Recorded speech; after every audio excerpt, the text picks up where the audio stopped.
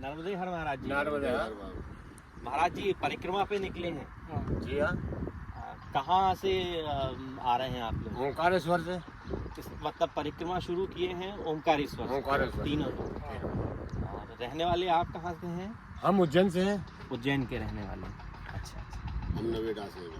नोएडा। नोएडा मतलब उत्तर प्रदेश नोएडा। नोएडा दिल्ली के पास में लग दिल्ली का। ठीक। Proper Noida sector 152। आप महाराज जी? हम घोंसले के रहने वाले हैं, खंडवा जिला है खंडवा। हमारा। अच्छा, मतलब आप लोग लगभग यहाँ से अभी नज़दीकी के रहने वाले हो। हाँ। यहाँ के ही पास की मध्य प्रदेश। मध्य प्रदेश। चलिए, तो जो नर्मदा परिक्रमा आपने शुरू की है, तो वो उसके पीछे मतलब क्या कुछ कोई विशेष कारण है या किस विषय पर और करना चाह रहे थे आप लोग? या शुरू किया है तो उसका किया है, उसकी प्रेरणा कहाँ से मिली आप लोग? मैया देती है भैया। प्रेरणा सब मैया देती है। प्रेरणा मैया देती है और फिर साधु संतों से मिलती है। साधु संत से संपर्क होना चाहिए। जो परिक्रमा पथ में जो साधु जन मिलते हैं हाँ। और जो नर्मदा मैया का जो प्रताप है उससे आपको प्रेरणा मिलती है। बिल्कुल। ठीक है, तो परिक्रमा पथ में आपको कई तरह के साधु संतों का आश्रमों में सबका दर्शन होता होगा। हाँ, बिल्कुल होता होता है। तो अभी किसी का अभी पिछले जो यहाँ से पहले जहाँ से आ रहे हैं वहाँ किसी का दर्शन हुआ है आपको? साधु तो वहाँ साधु नहीं थे। महात्मा जहाँ हम रुके थे आज रात में, वहाँ साधु नहीं थे। तो संत था जो पूजा कर रहा था। अच्छा। ये परिक्रमा करने के लिए आपको कितना दिन लगता है पूरा? कहाँ आपका परिक्रमा कहाँ से स्टार्ट होता है और कहाँ एंड करते हैं आप? ओंकारेश्वर से शुरू होता है। ओंकारेश्वर से शुरू होता है। सागर में नाव से पार करते हैं ना। पार करने के बाद में वैसे ये उत्तर तट आते हैं। ऐसे जाएंगे अमरकंट से दक्षिण तट पर घूमते हुए वापस ओंकारेश्वर जाएंगे। तो आप क्या खाली मध्य प्रदेश ही घूमते हैं कि गुजरात भी जाना पड़ता है आपको? गुजरात भी जाना पड़ता है, महाराष्ट्र भी लगता है, महाराष्ट्र में लगा। पूरा छत्तीसगढ़ भी लगता है। पूरा एमपी, छत्तीसगढ़, महाराष्ट्र और गुजरात, हाँ। ये घूमने के लिए आपको कितना दिन लगता है परिक्रमा करने के ये लिए? करीब 4 महीने मान लो आप। 4 महीने। जी हाँ। फिर आपका पास तो 4 महीने का खाना पीना कुछ नहीं रहता है। कुछ नहीं, सब मैया देती है। मैया देती है। तो आप लोगों को यही जैसे गांव का लोग वगैरह सब मतलब भगवान का नाम पे आपको हाँ, सब मैया अच्छा काम है से पहले देती है। अपना हिंदू धर्म में। ये एक परिक्रमा पथ में आप लोग को जो परिक्रमा पथ में रहने वाले ग्रामीण हैं या शहरी लोग हैं वो सब लोग आपके भोजन का प्रबंध करते हैं, रुकने का प्रबंध करते हैं, जो बिल्कुल बाकी सन्यासियों के लिए है, बाकी परिक्रमा वासियों के लिए है, सब व्यवस्था होती है। सब व्यवस्था। आप किसी से मतलब देख के ऐसा करने लगे क्या? आपको कैसे, मतलब मेरा कहने का मतलब है आपको कैसे इसमें? भैया गुरु महाराज हमारे गुरु महाराज है। हमारे गुरु महाराज आज मतलब 95 साल की उम्र है हमारे गुरु महाराज की। हाँ हाँ, और गुरु महाराज के द्वारा हमको प्रेरणा मिली है। ओके, ठीक है। आप लोगों को धन्यवाद और हमारा तरफ से आपका परिक्रमा अच्छा हो, ये शुभकामना। ओके, नमस्ते, जय नर्मदे।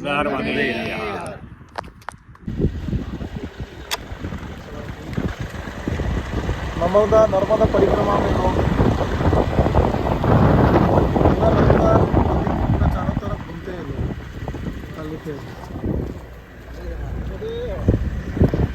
कौन सा आश्रम है भाई? ये धुनी वाले दादाजी का आश्रम है। हाँ, जो बड़ा आश्रम खंडवा में है, और इधर ये छोटा आश्रम है। ओके, नर्मदा नदी का किनारे। हाँ, हाँ, नर्मदा किनारे। ये नर्मदा नदी है। अभी मेला लगा हुआ था यहाँ पे। हाँ, मेला कब लगता है इधर? ये शरद पूर्णिमा पे मेला लगता है, ओके 15 रोज के लिए। ओके।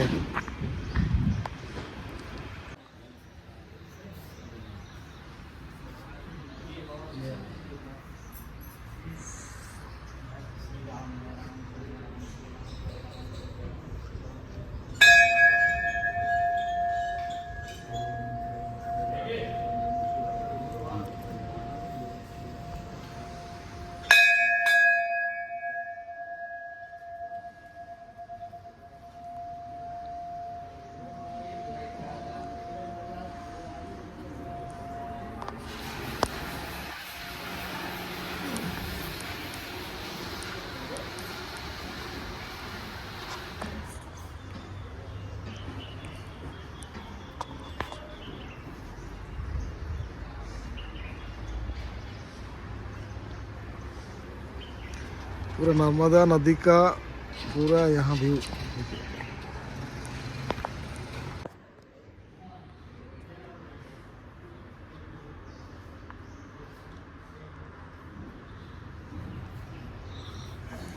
चलो नर्मदे हर हर हर महादेव।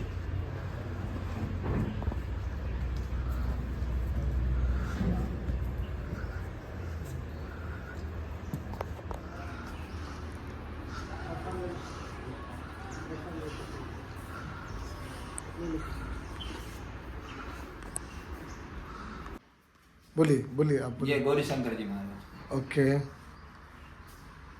और ये बड़े दादाजी धुनी वाले। ये नाम क्या है इनका? धुनी वाले दादाजी के नाम से प्रसिद्ध है केशवानंद जी महाराज। ये हरिहर जी महाराज है। ये हरिहर जी महाराज। और अभी जो ये इसमें ये इसमें भी जो उनके तीनों का स्वरूप बना हुआ, बीच में ये वो बैठे हुए हैं। गौरी शंकर जी महाराज है, छोटे और दादा। ये शिवानंद जी महाराज यहाँ के छिपानेर के। छिपानेर के। हाँ, ओके। ये शिष्य हैं दादाजी के। ओके, ठीक। बोल दीजिए जय। मेरा फोटो नहीं है, नहीं, आपका नहीं ले रहे। गुरु गादी है ये। हरिहर जी महाराज आकर के बैठे थे। ये क्या शेर का, मतलब ओरिजिनल शेर का? हाँ, हाँ, मतलब काठ में नहीं है ये, चमड़ी में। हाँ, वो तो ओके।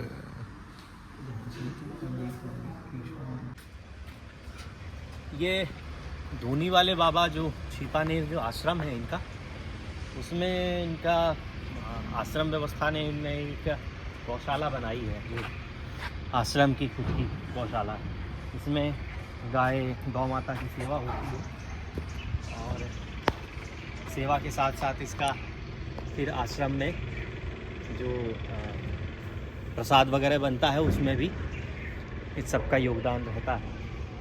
गौ सेवा के साथ साथ आश्रम की पूरी व्यवस्था में ये है।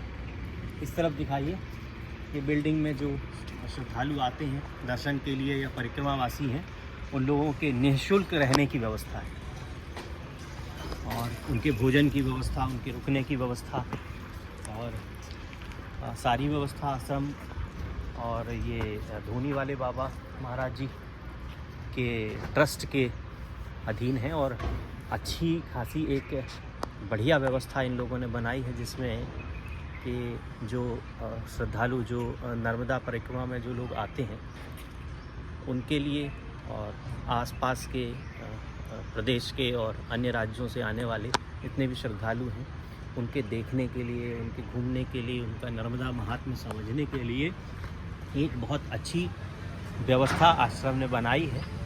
हम लोग अभी मंदिर के दर्शन किए थे, वहाँ पर चूँकि वीडियो बनाना और अंदर में तो वो प्रतिबंधित है, इसीलिए हमने बाहर ये वीडियो बनाया है।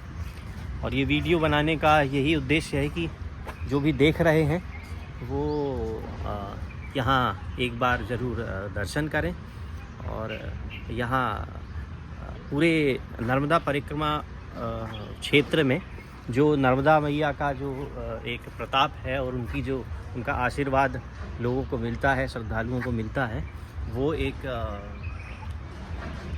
आप सभी को पता चले। नर्मदे यार। नमस्ते उपाध्याय जी, आज हम लोग नर्मदा नदी का किनारे में है, और हमारा जो सब्सक्राइबर है उनको बताना है कि नर्मदा नदी के बारे में थोड़ा क्या महात्म्य है इसमें। नर्मदे हर सभी को। ये जो दृश्य आप देख रहे हैं, ये छिपानेर विलेज में और धोनी वाले बाबा के आश्रम के किनारे ये जगह है, घाट है, जो आप देख पा रहे हैं। ये काफ़ी लंबा 3-3.5 किलोमीटर का पूरा घाट है, और इसमें लोगों के स्नान करने के लिए और यहाँ पर एक माघ मेला वगैरह लगता है, उसके लिए पूरी व्यवस्था स्थानीय प्रशासन ने करी है। अभी कल माघ मेला, माघ के मकर संक्रांति के उपलक्ष्य में एक मेला था, जिसमें बहुत से श्रद्धालु आए थे। उनका अभी यहाँ मेला वगैरह भी लगा था। इसके साथ साथ नर्मदा नदी के बारे में, नर्मदा जी के बारे में, नर्मदा परिक्रमा के बारे में तो बहुत बृहद विषय है, जो कि यहाँ के पूरे देश में प्रचलित है कि नर्मदा जी का क्या महात्म्य है। नर्मदा जी अमरकंटक से निकलती हैं, जैसा कि आप लोग जानते हैं, और नर्मदा जी की परिक्रमा का एक व्यवस्था है, जिसमें नर्मदा को दोनों तरफ से नर्मदा जी का की परिक्रमा की जाती है। इसका बहुत बड़ा महात्म्य है और मेरे अनुभव से और मेरे जो मेरा चिंतन है, मेरा ज़्यादा किसी विषय को समझने के लिए अध्ययन की आवश्यकता है। तो अगर आपको कभी समय मिले या तो जो इंटरनेट पे या किसी आश्रम में उपलब्ध ग्रंथों के आधार पर उनको अध्ययन करिए, तो अध्ययन करने से ज़्यादा आपको चीज़ें समझ में आएंगी। और अध्ययन करें और फिर उसके बाद आप उस क्षेत्र में जाएं, फिर आपको जो अनुभूति होगी वो अद्वितीय होगी। तो नर्मदा जी का प्रताप लोगों को प्रत्यक्ष और अप्रत्यक्ष दोनों तरफ से, चाहे वो मध्य प्रदेश में जहाँ से गुजरती हैं या महाराष्ट्र में या गुजरात में।